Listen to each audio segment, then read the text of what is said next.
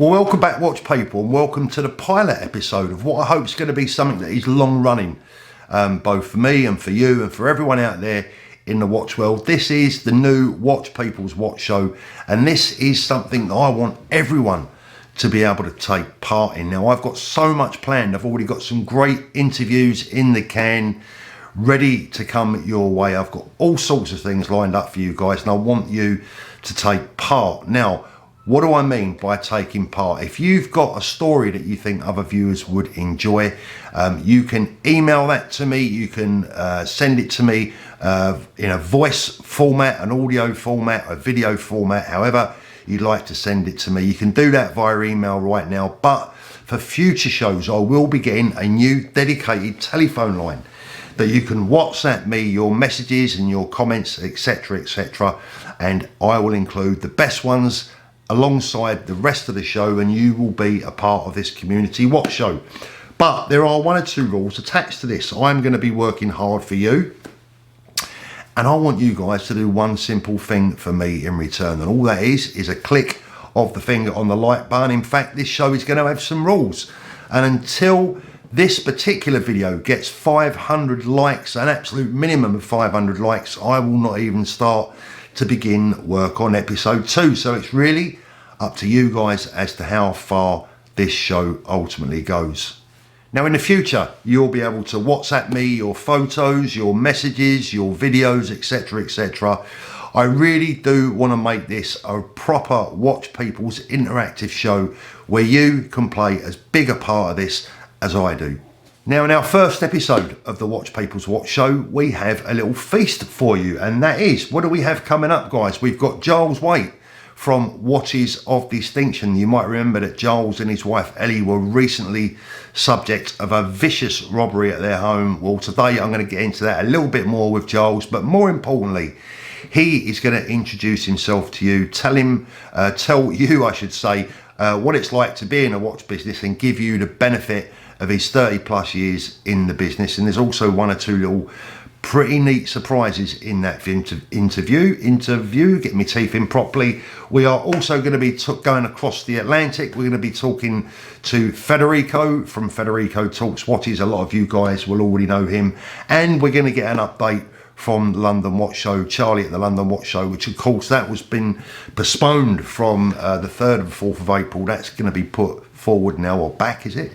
Yeah, back to the latter part of the year. I've got news of that coming up, and we're also going to have a little bit of fun disposing of another fake Rolex. All that's coming up your way, guys, in the first edition of the Watch People's Watch Show. Hope you enjoy it, and don't forget, more likes, more videos.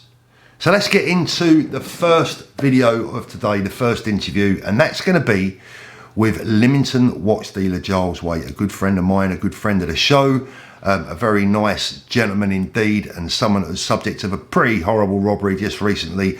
I caught up with Giles and asked him how he was getting along. So good morning, Giles. Welcome to the show. And firstly, I suppose the question has to be, after recent events, both obviously from the robbery viewpoint and also from this coronavirus issue, how are you and the family?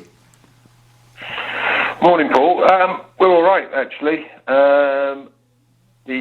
Well, I don't know what's going to happen with the coronavirus. I don't think anyone does really. But from the robbery point of view perspective, I'm okay. My wife, she's recovered physically, but not mentally. She's still quite nervous, etc., about going home after work, and obviously in the dark. But hopefully, with the summertime coming and the clocks going forward, that'll help a little bit. So we won't be arriving home, when it's sort of dusk. So on the whole, considering the time that's sort of gone by, she's doing really well.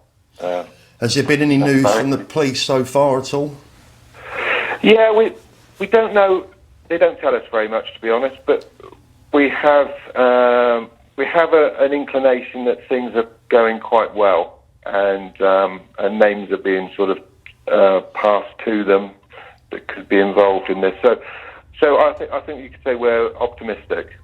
Yeah, we best leave it at that. What was the reaction? Because obviously we did an interview, and we had a lot of views on that video. What was the reaction from my viewers and the general public in general? brilliant. The reaction was absolutely brilliant. Our house and the shop looked like a florist, or they did. Some of them dying off now, but so many cards, so many emails. Like I say, lots of flowers and chocolates for my wife, and everyone was appalled at the violence, particularly used against her. So I think, I don't know, we got a lot of publicity, and a lot of that's down to you, which I thank you for. But the reaction's been very, very positive, and like I say, people have discussed what happened, particularly to my wife. Well, let's not dwell on the bad times too much, mate. I mean, this is our first, or your first proper introduction to the viewers of this channel. For those for the benefit of those that don't know you, tell us a little bit about yourself, and when did your interest in watches begin? How did you start in the business, Giles? Well, I'm mid-50s, or nearly, and I suppose my interest in watches began when my parents gave me a black-faced Timex. One of those ones you sort of teach yourself, or you try and teach yourself to tell the time, with a black face with like Arabic numbers. Yeah. And I was just fascinated. And in actual fact, I bought one of those off eBay, almost identical to the first watch I was given, and just for nostalgia reasons, really. But I think that was the thing that really got me going. And then, although my main interest as I was growing up was motorbikes and racing and things like that, I worked in a jeweller's as my first job. And although I liked the jewellery side of it, there was the watches that really fascinated me more than anything. And I suppose my hero at the time when I was growing up was Barry Sheen. And I always remember him wearing this gold Rolex, which fascinated me. Because he was such a superstar, I thought, I want one of those one day. And the Rolex that he was wearing was actually a GMT Master, and I think it was probably a 1675/8 on a Jubilee bracelet with a black dial. And that was probably the watch and the person and all those things together that just, made me sort of get into watches. I mean, my bikes were something that I hoped would be a career, but A, I wasn't probably dedicated enough, and B, probably not good enough. And when that finished, I then started dabbling with watches, and it just sort of took off, really, as something that I thought would be like an addition to my income. And it became clear quite quickly that actually this was going to be my main income, and so then I took it on as a full-time business. It's amazing, the parallels, actually. I'm sitting here smiling away to myself because you're talking about Barry Sheen, a hero of mine from back in the 70s. Yeah. Obviously we're a similar age, but it's amazing how many watch dealers have so many similar interests apart from watches. Oh, absolutely. I mean, I think the parallels between cars, motorbikes, watches, the amount of people that come in my shop, they're fascinated by all three of those things. And even from a social point of view, people come in the shop and they might buy a watch, but they'll come in 2 months later and not buy a watch, but they want to talk about what motorbike you've got, or what car you've got, or sort of a car racing or anything like that. So they all go together, really. Definitely. What would you say the best part about being a watch dealer is? What's the best part of your job, would you say? I think some of the people you meet, to be honest. I don't get bored of, although I've seen the same model of watch time and time over again, you always have this hope that something unusual is going to come through the door you haven't seen before. And it does happen sometimes, where you see a watch, wow, Christ, I haven't seen one of those for years, or that's the first one I've ever seen, or something like that. So I love that part of the job, but I also like the people that you meet in the business, because you meet people from all walks of life, really interesting people, from celebrities, pop stars, ballers, to people that have saved every last penny to get their first watch, and they're so proud of it and they're so happy. All those things make the job really worthwhile to me. So you're based down in Lymington. You've got a shop there, obviously. How long have you been in Lymington? I've been in Lymington about 26 years in the high street.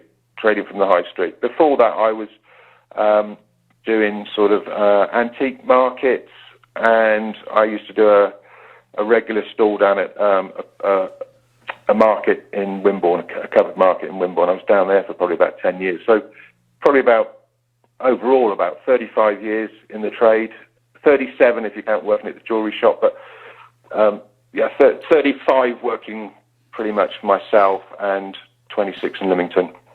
Now, this is a difficult question because obviously we find ourselves in unprecedented times, but kind of putting that to one side a little bit, Giles, where do you see the watch business standing today in 2020? Things have changed a little bit over the last few months, haven't they? I think last year there was much more of a frenzy about the watch market. I think things have peaked. Definitely peaked on the modern stuff that was overpriced. We all knew it was overpriced anyway, which is why I never charged 14,000 and 15,000 for Batmans in the first place. But I think that sort of market of watch, ceramic Daytonas, Batmans, Holts, they are already sort of slipping back in price, back to where they should be, or they're heading to where they should be, which is not much above list, I hope. But with everything going on with the coronavirus and stuff now, I can see that with the Chinese market, obviously probably non-existent at the moment, or virtually non-existent, I can see a lot more watches out in the marketplace. So I can see modern watches falling in price. I can't see them going up.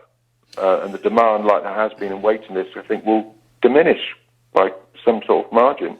Seems to be a common thing, talking to a lot of watch dealers every day of my life, really, Giles, is that it seems to be those hyped models in particular that are taking a bit of a fall.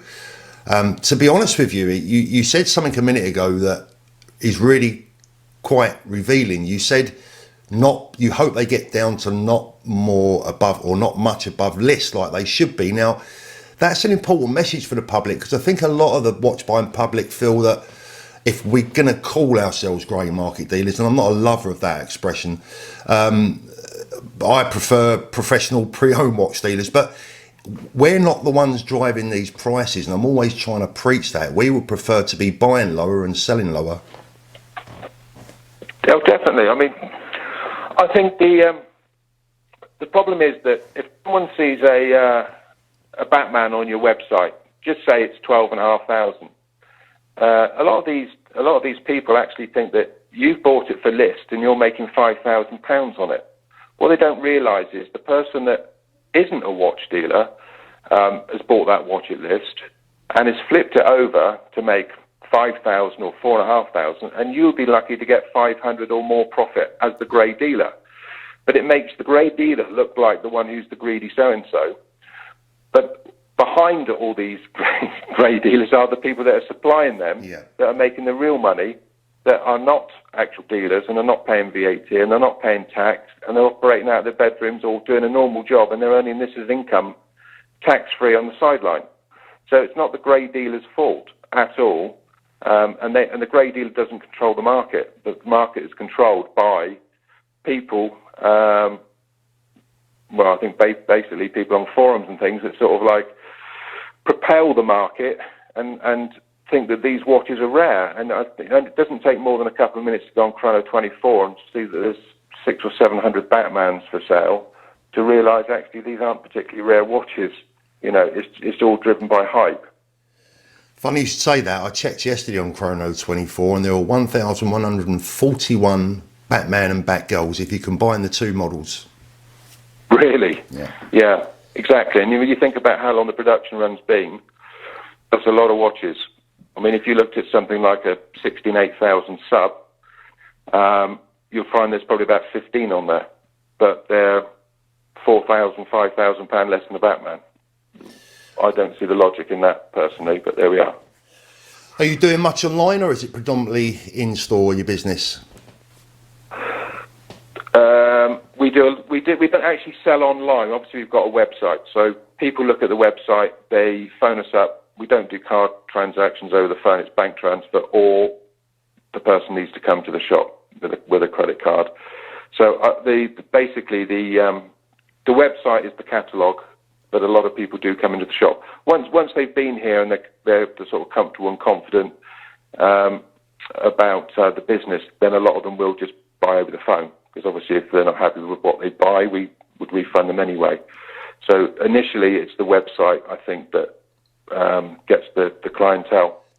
Not sure it's going to be a question that you want to answer, but what did you make of the watchfinder sale just before Christmas?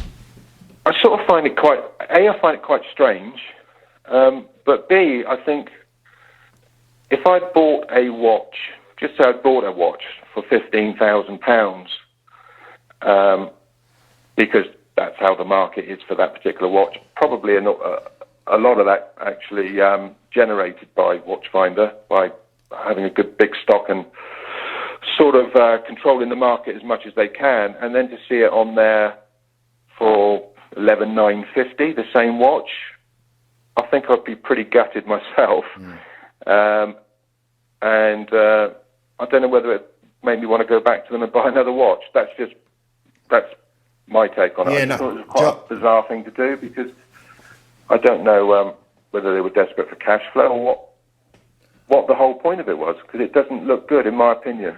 I couldn't agree more, Giles. I've got to say that I found it to be one of the most bizarre decisions I've ever seen in the watch industry. I mean, they spent a long time cornering the market in many respects, and also driving prices, and to suddenly do that, my reaction to it was that, look guys, one thing that you have learnt here is that if you're going to even think about buying a watch from Watchfinder, you better put your very best negotiating head on.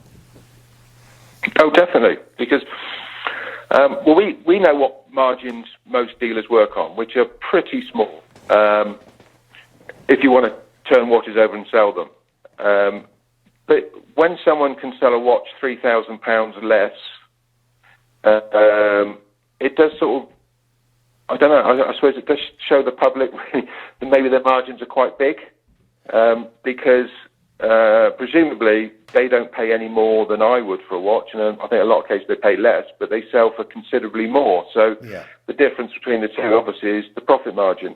So if you can reduce a watch by £3,000, unless you're actually into losing money, you're obviously working on quite a big profit margin.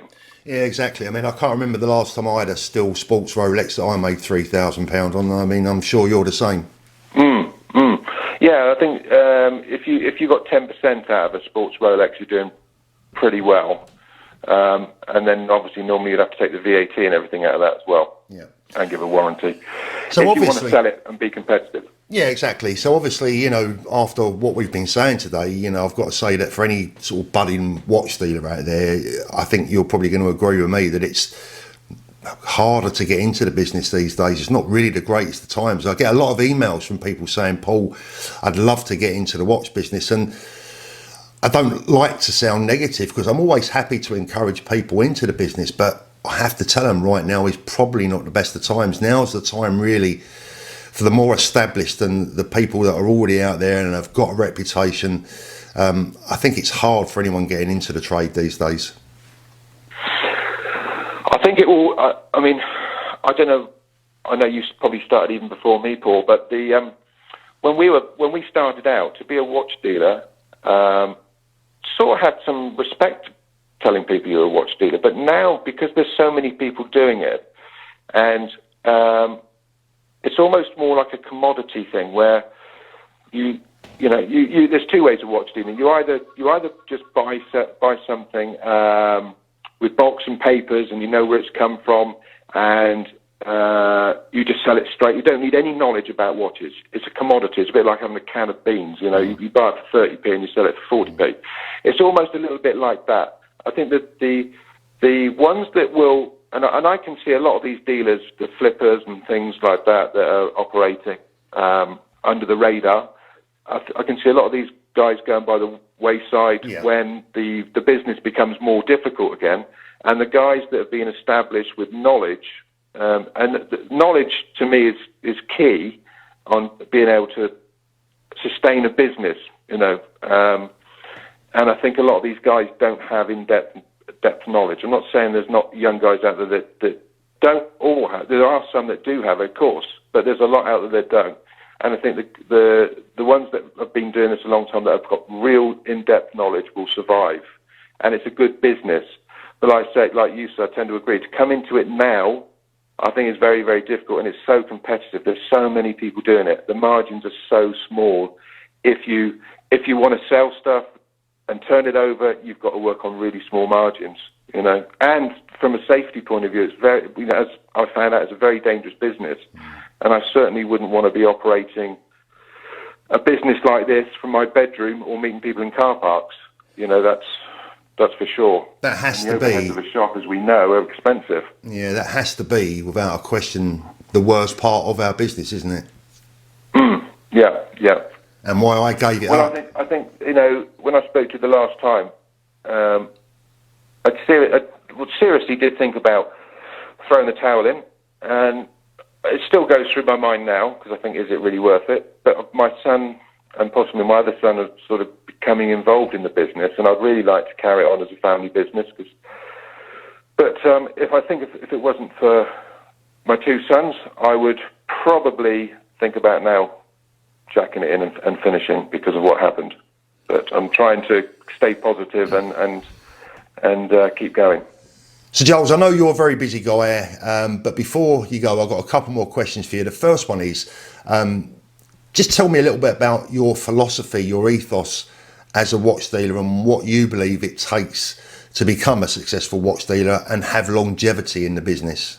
The first and most important thing for me is honesty and integrity. Probably thirdly, transparency. I think if people know what you're about, and if you made a mistake, we all make mistakes. I've made mistakes. Hold your hands up, sort it out. Always stand on your word. Yeah. You know, if you've made a mistake or something's gone wrong with the watch, or it's not exactly as it's supposed to be, no questions. Like I say, stand on your word, and from that, you build a good reputation, which carries you, you know, forward to go through the hard times. And people come back to you. If they trust you, they come back to you. That's the main thing. And this is a theme that runs throughout all of my trusted dealers that I bring to my channel. So lastly, now, like all watch dealers, I guess you'll have loads of little stories in your mind, things that have happened to you in the shop. Have you got a little funny tale or an unusual story that you can relay to my viewers? I can tell you a couple of stories. One's not funny. One's sort of the first funny one, I think, happened probably about 30 years ago, 28 years ago, and I sold an Air King to a customer, and it was I think it was a 5500 as a matter of interest. But anyway, so I sold it to the chap. He put it in the box and he took it away, and I think this was probably like on a Friday or something, and he brought it back the following week, and he was really quite grumpy, and because he'd said this watch just doesn't work. And I said, does it stop working when you wear it then? Is it not whining? He said, no. He said, no, I've not even taken it out of the box, and it doesn't work.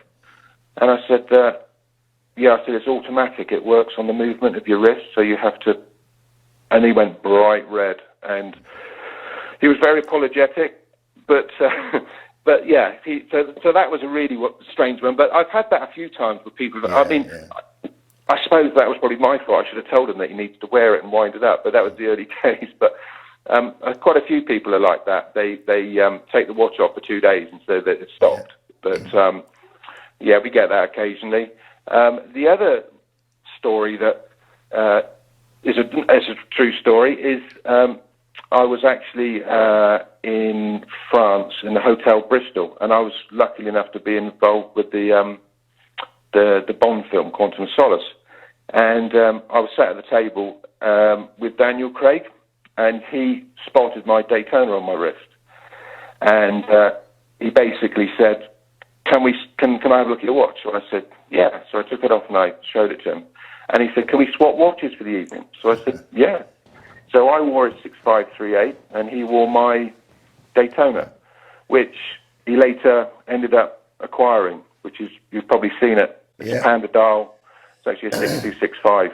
but the 6263 bezel. But I think everyone puts down the 6263, Wow. but it's actually 6263. That's a great story.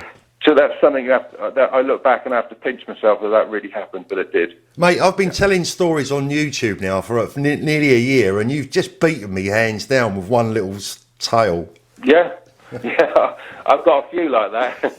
yeah. That's fantastic. True, yeah. So the 6538 came from me, and the Daytona.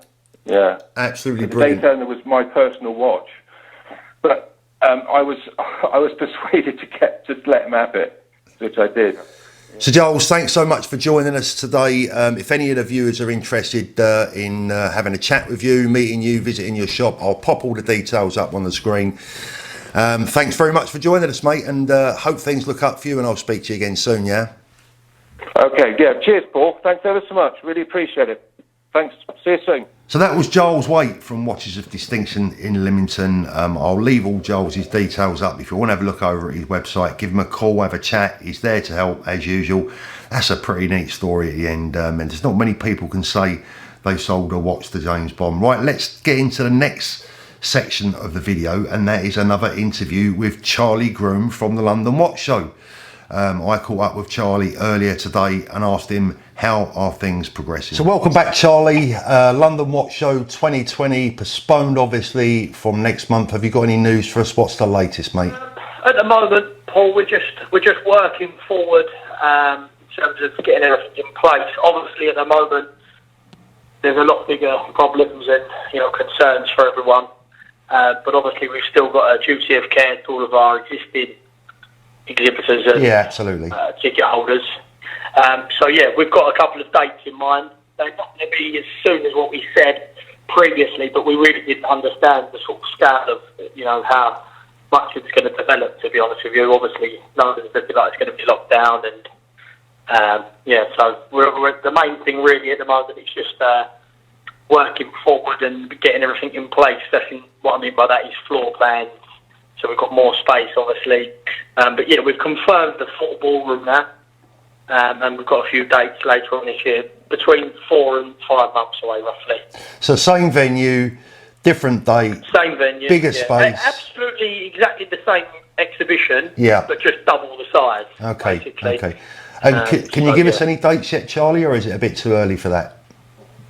In terms of the dates, we've got a few dates, but it's a bit too early really to be, because obviously what's happened with the venue, I'm sure everyone can understand, it's not just our event, there's tens of 20, 30 events. Yeah. They've all had to be postponed and put their dates back. So we're working very closely with the venue. But obviously our main priority is making sure that we keep everything exactly the same. Yeah. In terms of obviously the logistics for the exhibitors, the smooth transition for all of the attendees, as well as obviously the after party. So we're just working on a couple of dates and a few variations, but what we can say is that we've confirmed the full ballroom now, so it'll be double the size. So you're looking at probably the best part of 200 to 300 individual companies there. Okay, so we're looking like autumn, winter this year? Yeah, we're going to be looking at the back end of the Sorry year, to push you, mate, but I know the viewers are desperate to know. But so approximately, we're looking at dates autumn, winter-ish. As you already know, as I said the other night during the live stream, I've decided to completely stand aside this year. There will be no Brighton Watch Show. We definitely don't need two. So I just want everyone to throw their support behind the London show and make that as, let's hope we can make it a celebration of getting over this current issue. Yeah, exactly. I mean, at the end of the day, it's one of those things at the moment. No one knew this was coming. It's a completely unexpected crisis, really. But we're just dealing with it as best as we can, as I'm sure a lot of other companies are doing exactly the same. So everyone's in it together. But, as I've said before, and I'll continue to say it, we stand by our decision. We put the safety of everyone in front of everything else. And obviously we'll continue to do that for the foreseeable future as long as we're going on. So I feel like we've definitely made the right decision in terms of what we did. And in terms of the new show, I'm very confident that the new show will be bigger and will be better. And everyone that's already bought a ticket, is going to get more for their money, basically. So that's what we're trying to sort of achieve out the next show. That's lovely, Charlie. Well, thanks very much for the update. I've promised the viewers that you'll keep us up to date every step of the way. And to be fair, credit to you, you've been on the phone to me pretty much every day, keeping me up to date. Thanks for that. And any news, let us know. No problem, certainly will. Thank you very much. Cheers, Charlie. Good luck. So that was Charlie Groom with the very latest from the London Watch Show, and something you might have picked up during that video, I actually didn't pick up on it myself until I came to edit the video, is that Charlie said 3-4 months, etc, etc. Then I said about the autumn, the winter. I know there's a bit of a difference between 3 and 4 months in the autumn and the winter. I just followed that up with a quick call with Charlie, and basically I think what he's saying is they've got a few little issues fitting around the hotel. The hotel have got a lot of other conferences, banquets, etc, and they're still in negotiations as to when they can get a date. I have a funny feeling we're probably looking at about October, so somewhere actually in the middle of what Charlie and I said. But as previously stated, I guarantee you I'll keep you up to date, and you'll be the first to know. Now, someone sent me another fake Rolex watch to dispose of, and I thought, what can we do with this one? Last time we destroyed it using a 22 rimfire, a live rimfire round, and I thought, well, not many people in the UK are going to be owning live 22 rimfire rifles, so how will a fake Rolex stand up to an ordinary UK legal limit 177 air rifle? And this is what happened.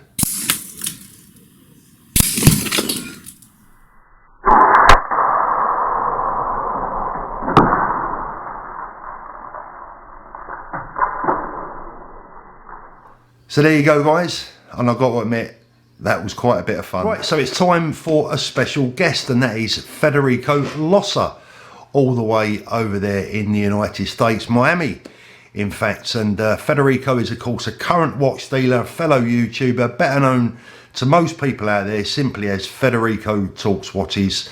Federico, welcome to the show, and firstly, how are you? You know, I can't complain too much. All things considered, things are okay. I think in the U.S., though, we're lagging a little bit behind Europe with this whole situation that's happening around the world. But, you know, once again, can't really complain, so I'm thankful. What's happening in the watch business right now out in the States, would you say? Well, the watch business is a little nuts. You know, as I said, you know, mainly I work with dealers in the U.S., and the U.S. is lagging behind Europe with our preparation for the current situation, I'm sure you know. But I can tell you, I'd say about 90% of dealers right now are on a total buying freeze. Everybody's hoarding cash like crazy, and it's not a permanent situation, in my opinion. It's just the uncertainty. I think everybody's just trying to see in a couple weeks what it's going to be like. But I can tell you, I don't want to name any dealers specifically, but I can tell you the little guys to the medium guys, all the way to the biggest dealers in the country and in the world, they're not really too keen to buy right now. Yeah, absolutely. I think from the public's viewpoint, I think patience is going to play a very important part in this.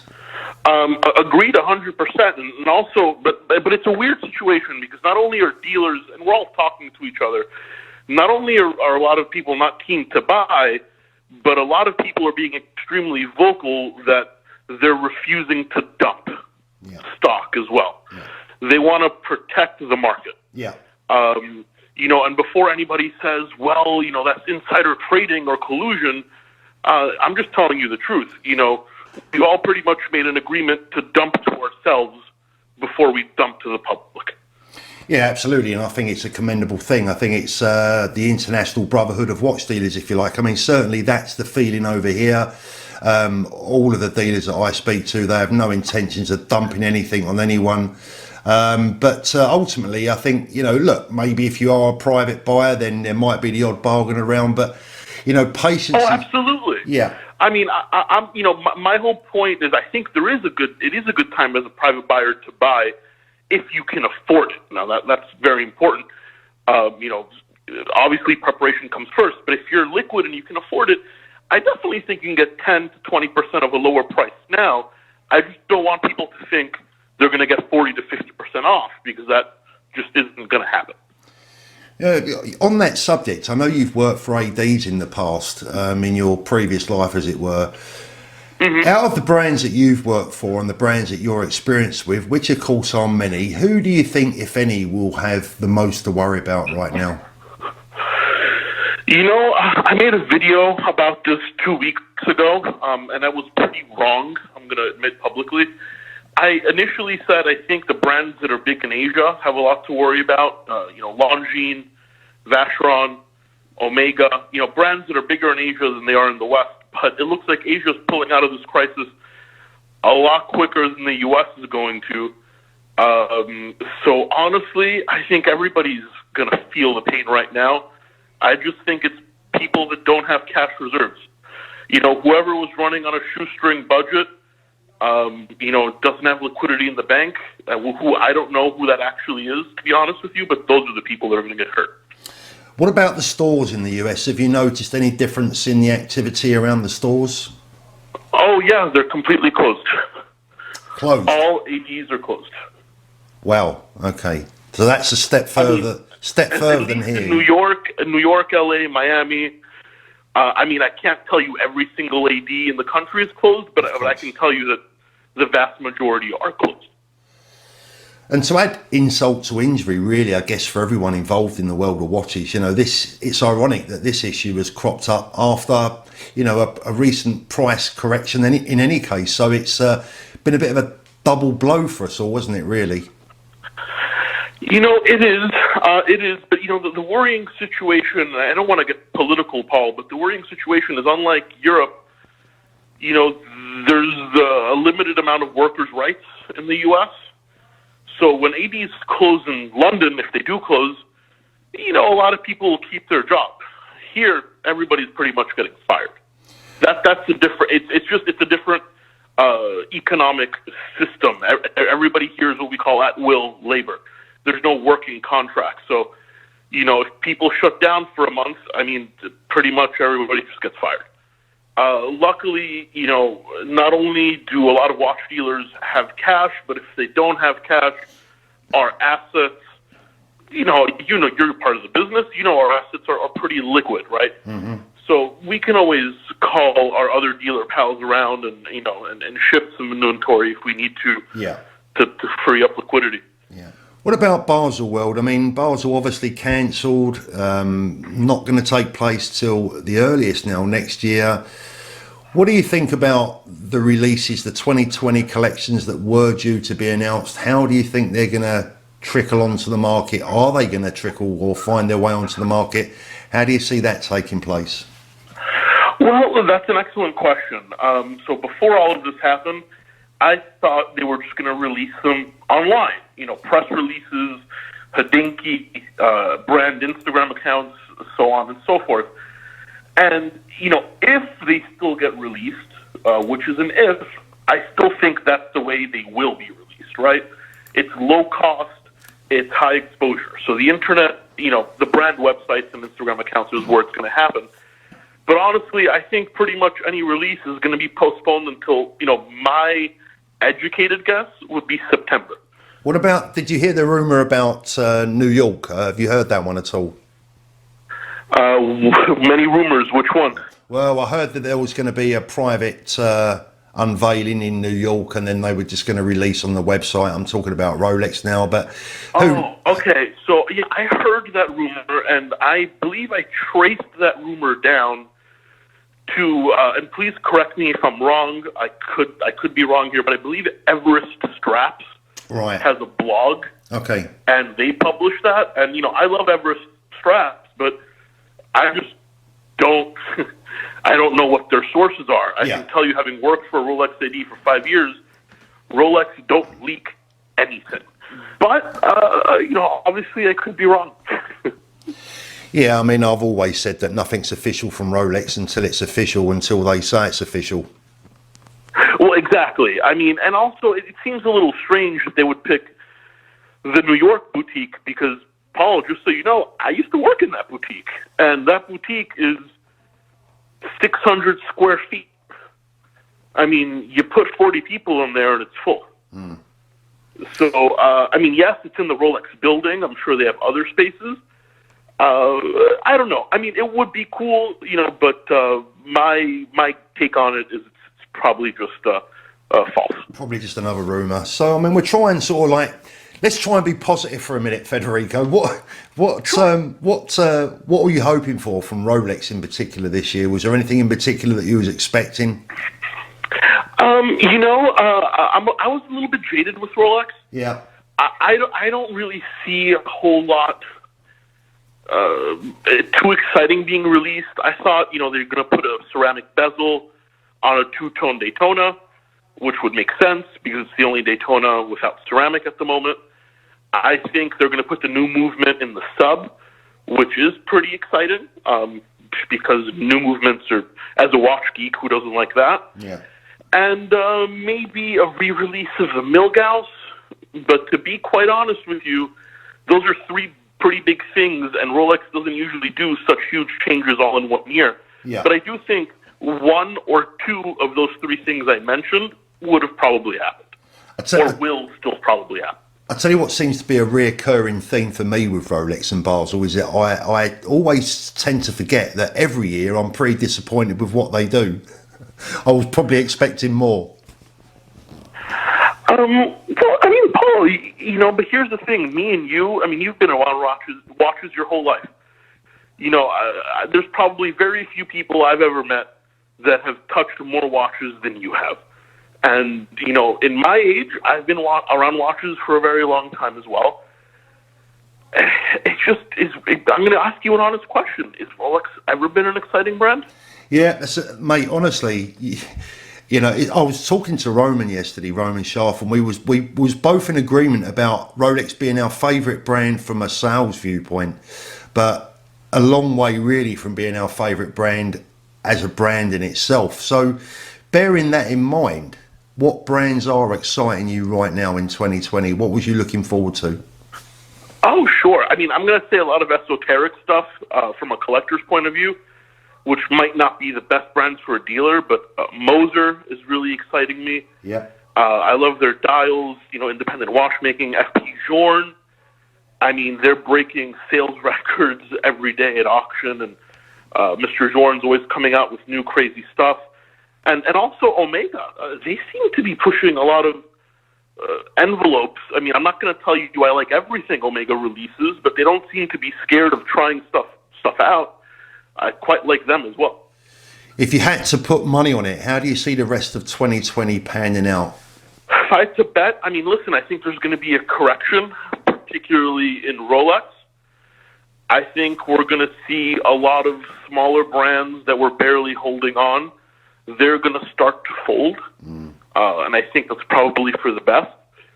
And I think 2020 is going to be a quote-unquote spring cleaning for the watch industry. Yeah. And I think by the end of it and coming to 2021, we'll be just as strong as we were a few months ago. But I think the next 4 or 5 months is going to separate the men from the boys. Yeah, exactly. It's going to be difficult. But it's funny, I was saying this yesterday, exactly. I sort out the men from the boys. The other thing is as well is that when we talk about the people now, we're talking about people right across the world because this is having a global effect. When we come out on the other side, please God, we all do, etc., there will be a kind of a euphoric feeling, won't there? And I think that will be a strong motivation and a push in the luxury market, whether it be vacations, whether it be watches, cars or whatever. People will want to get out there and spend. Yeah, Paul, you nailed it. I think after this, quote-unquote quarantine is over, two things are going to happen. One, there's going to be a lot of pregnant women, and two, there's going to be a ton of men buying a crap ton of watches because they've been stuck at home for so long. Yeah, absolutely, absolutely. Listen, mate, it's been really lovely to speak to you. Thanks so much. I'm sure the viewers will really appreciate it. Take care of yourself out there, and please keep us up to date with what's happening over there in Miami, and good luck and stay well. You as well, Paul. Best wishes to you and your family, and we'll hunker down. We'll all be okay. Take care, mate. Thank you very much. Take care, Paul. So that's it for the first edition of the Watch People's Watch Show. I really hope you enjoyed it, and don't forget, I think the most exciting part about this show's potential is the fact that you are going to play a massive interactive role alongside me. I want to turn this into the biggest, the best, the most popular and the most relaxed watch show on earth. You are going to need to play a role in that with me. I'm going to get that telephone number up and running as soon as possible. And then, guys, you can WhatsApp me all your pictures, stories, videos, images. We can do all sorts, and we can all do it together. Wherever you are in the world, stay safe. Hope you enjoyed the show, and we'll speak to you again soon.